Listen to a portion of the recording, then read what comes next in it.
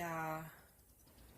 So something interesting has happened with my blood work. I had blood work done after surgery, like really close to 3 weeks after I had surgery. I was going back for a different reason to get my handicap sticker renewed. She did that, but she also had some results for me, I guess, to go on until the rest of my blood work came back. And she apparently tested me for lupus, and she tested my thyroid. She said my thyroid number was really off. You guys, it was way off. Like, it was off. Apparently, I'm hyperactive. So, that would explain why I am losing so fast. And the thing about thyroid disease, and this is why I think she also tested me for lupus, is because sometimes, like, it takes a minute to get diagnosed with lupus. There's a lot of extensive blood work involved in diagnosing autoimmunity diseases because people are just having symptoms and they don't really know why. You know what I mean? It seems like everything is just all over the place. So right now I have like several diagnoses, which all could actually end up being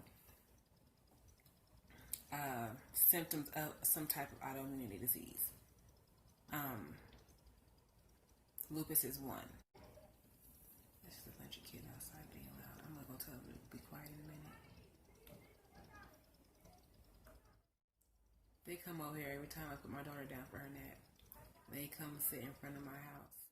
She checked my thyroid before surgery, and nothing was going on with my thyroid. There's a special on Dr. Oz, you guys, about thyroid disease and how when your primary doctor tests you for thyroid disease or just tests your thyroid, they're not specialists. So there's like this gray area to where like doctors use that gray area to excuse putting you on some type of hormone treatment or not having to send you out to somebody to reevaluate the situation. It's just like apparently a gray area to where they feel like, oh, well, let's just kind of see what happens. You know what I mean? Like, you could go either way. So instead of testing you further, they just say, oh, we'll just see in 6 months or so. You know, instead of just actually like cutting to like getting it actually tested, the extensive blood work that needs to be done. So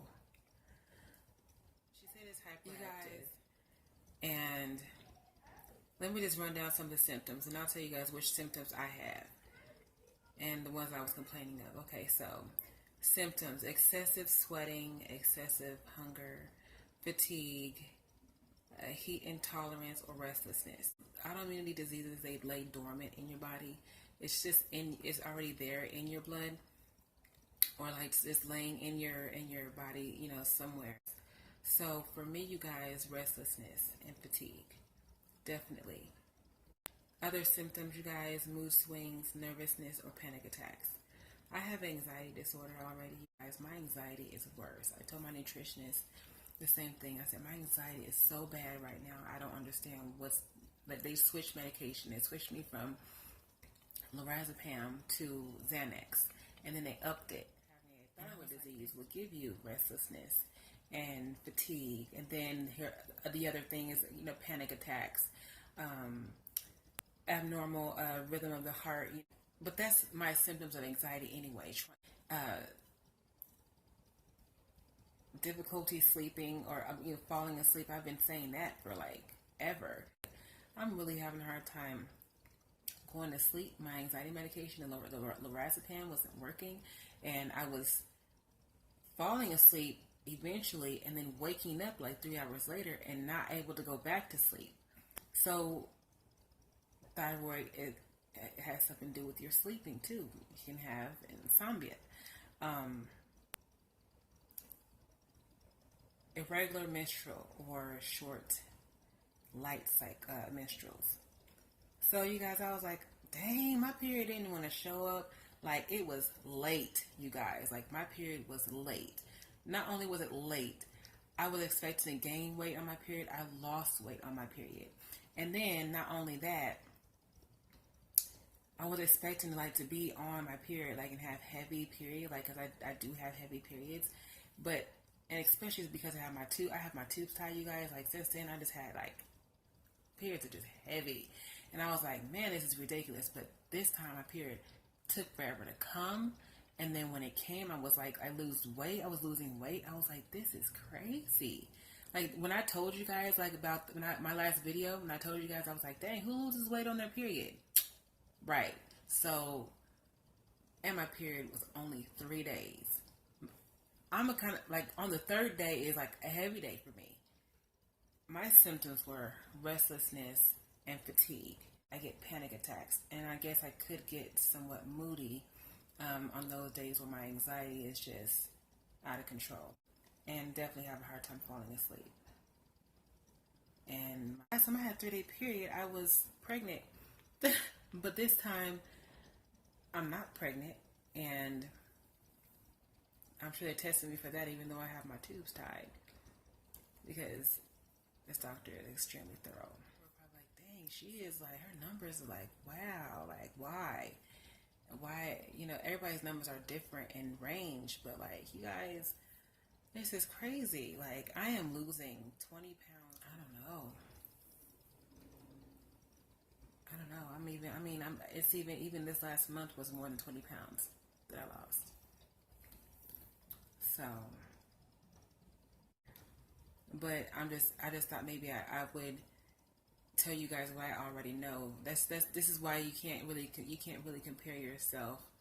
You can't compare your journey with anybody else's journey, because here I am still experiencing symptoms that probably were there, were probably just brewing anyway before surgery. To probably being diagnosed with something. So you guys, that's it. Don't compare your journey with mine. Don't do it, you guys, because it's a possibility that I can have something else going on. I would have loved to be like hyperthyroid, like before surgery. I'd have been like, yes, losing weight, not even trying. But now, y'all, I don't really. And I'm not down about it, because thyroid disease is something that's easily treated. So if I do end up getting diagnosed with thyroid disease / AKA Graves' disease, then I'll just get it treated and move on with my life, you guys. What else can we do? Because I'm still super excited about these collarbones. Okay, I'm still super excited.